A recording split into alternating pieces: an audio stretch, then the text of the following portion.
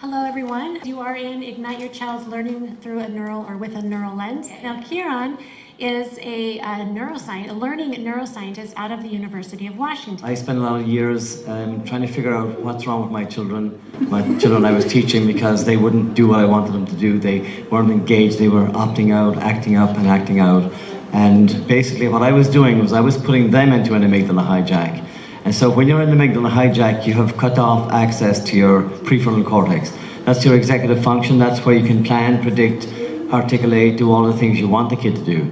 That is an actual child who is taking a reading test. The brain on the left is the child that has had some physical motion. And you look at how bright that brain is, all that red, that's all this matter that's working and igniting. The brain on the right has been stationary for 30 minutes. That's it. 30 minutes. So, as a parent teacher, you need your kids to move.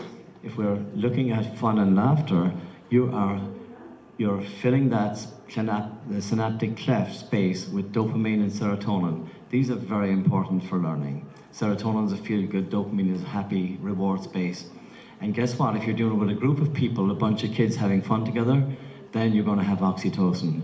Oxytocin is so important because it's an inhibitor for aggression. So if you've got aggressive kids or kids who want to fight and freeze and flight and all that, if you say, oh, this is a troublesome kid, or say, oh, this kid needs some oxytocin, it's a completely different way of looking at it. If the working memory space of the child is, we'll say, the size of like 1 cubic foot, like that, the rest of his brain or her brain for processing is the Milky Way. So if you think about the Milky Way versus 1 cubic foot, the working memory space is tiny. Your job as parents and teachers is to grow that working memory space. Very simple thing to do. The bad news is it fills up like that.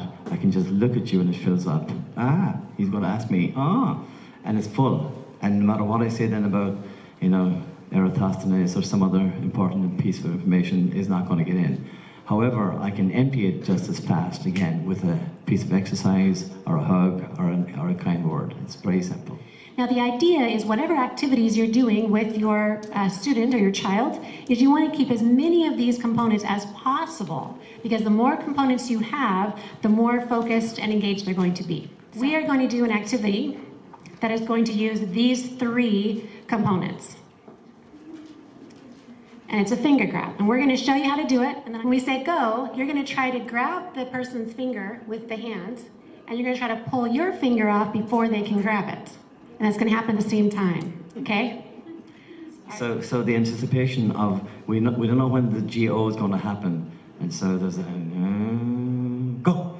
I can already feel it like, yeah, so there's anticipation, got the energy and more important, focus. A lot of kids can't focus. Pay attention, doesn't work. How many times have I told you pay attention? But this gets their attention. So you have to grow the structures for attention. This helps. Go! get a partner, left hand, left palm up, right finger pointed. Go.